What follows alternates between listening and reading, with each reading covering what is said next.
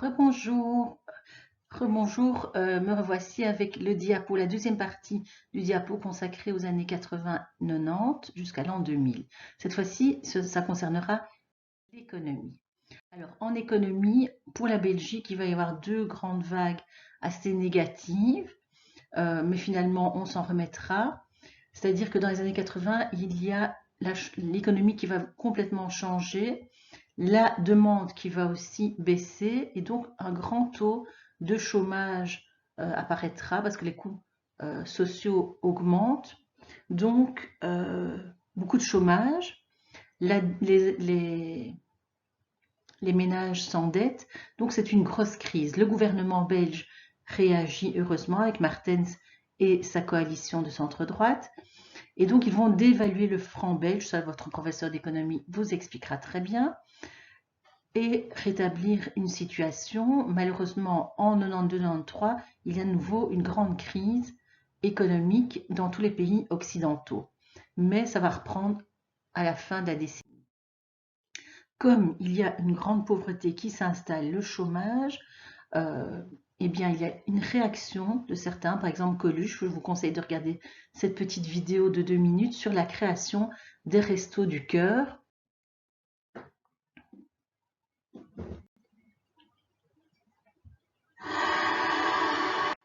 Voilà, je vous conseille d'écouter la chanson des restos du cœur, c'est environ 3 minutes. Et je vous demande quel est le but initial, vous écoutez le refrain, et comment ce but a évolué.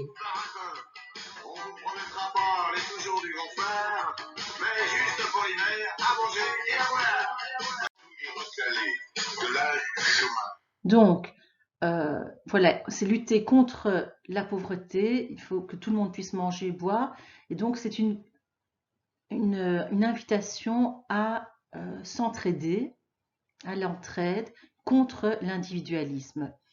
Aujourd'hui, il y a en plus l'idée de réinsertion, pas seulement donner à manger, à boire et un toit, donc, mais aussi sans donner d'argent, essayer de faire en sorte que la personne soit réintégrée dans la société.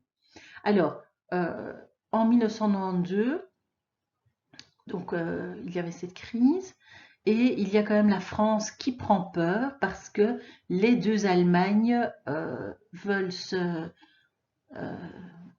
rapprocher encore plus avec Helmut Kohl. Donc je vous conseille de voir cette petite vidéo. Et donc ils vont favoriser l'instauration de l'euro. On voit une pièce d'un euro ici. Voilà, donc Helmut Kohl que vous voyez ici à droite voulait donc une grande puissance allemande. Et donc Mitterrand va tout faire pour favoriser, grâce au traité de Maastricht, cette apparition de l'euro. Alors, en Belgique aussi, on remplace, je vous ai mis ici un billet de 100 francs belges ou des pièces de 5 francs belges que vous n'avez pas connues, que moi j'ai connues évidemment, qui sont devenus des euros. Une banque centrale européenne est créée et donc les premiers billets, les premières pièces arrivent en 2002. Ma question est, comment passait-on de l'un à l'autre? Par combien fallait-il diviser les francs belges? Eh bien, c'était par 40 et quelques. Donc, quand vous regardiez votre compte en banque, ça semblait complètement diminuer. Ça a fait un peu paniquer certains parce que c'était le nombre divisé par 40. Alors, quels étaient les avantages de l'euro? Il y en avait plusieurs. On pouvait comparer les prix dans différents pays, par exemple. On pouvait aussi faciliter le commerce parce que les accords pouvaient être anticipés, vu qu'il n'y avait pas entre pays étrangers des fluctuations de monnaie, mais chaque pays va garder sa fiscalité, ce qui fait que certains travailleurs coûteront moins cher et donc seront recherchés. Ici, par exemple, je vous ai mis une liste de pays en 2019 où l'on voit le salaire mensuel brut. Alors, quel est le pays qui garantit le plus et le moins? Donc ici, je vous ai mis le salaire mensuel brut par pays de l'Union européenne. On voit qu'il y a de grandes disparités. Et donc, j'ai tout intérêt à aller engager, par exemple, en Lettonie où le salaire sera beaucoup bien inférieur. Et donc l'Union européenne a modifié la directive qui concernait le travail détaché, hein, pour un même travail en un même lieu, les personnes gagnent le même salaire. Au niveau des technologies, dans les années 80 et 90, il va y avoir vraiment un grand bond. Le grand bond, déjà, c'est en 1981, les premiers ordinateurs personnels.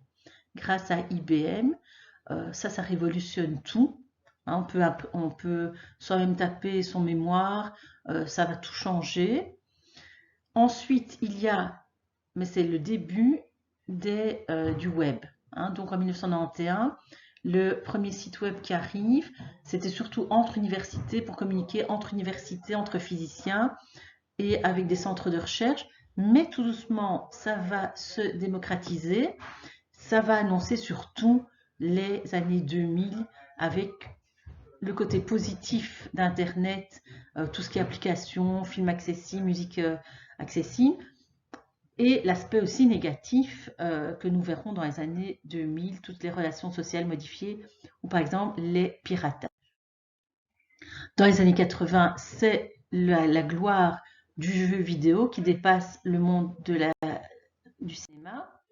Et comme il y a une libération des ondes et qu'en plus il y a la télévision par câble et par satellite, il y aura une explosion de l'offre de chaînes télé. Par exemple MTV en 87 en Europe qui diffuse 24 heures sur 24.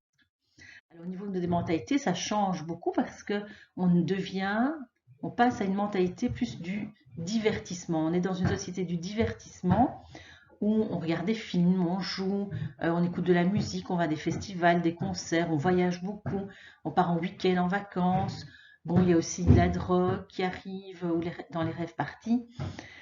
Donc, cette mentalité du divertissement accessible, facile finalement, encourage les jeunes à travailler pour se payer leurs loisirs. Ça va aussi avoir une répercussion sur la littérature parce que l'écrivain va être concurrencé, la littérature, par toute une série d'autres arts comme le cinéma, donc la télé, les jeux, et donc le statut de l'écrivain va tout à fait diminuer. L'écrivain devra aussi se tourner vers, par exemple, le scénario de cinéma. Donc, il y a une concurrence énorme. Donc, je récapitule par rapport aux écrivains.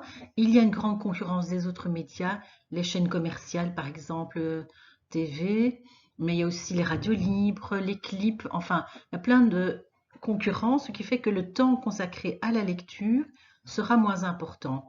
D'autre part, les vedettes, les stars, ce sont les stars du spectacle, de la télé, c'est plus l'écrivain, donc il y a un statut qui change. Pour survivre ou simplement par intérêt, l'écrivain qui est beaucoup plus libre dans les années 80 aborde, à partir des années 80, différents genres pour survivre aussi dans la mesure où certains genres sont plus commerciaux et donc ils peuvent tantôt écrire des choses plus recherchées et puis des choses qu'ils vont vendre. Pour vendre son livre aussi, il est intéressant de fréquenter les médias, par exemple de passer dans l'émission littéraire Apostrophe.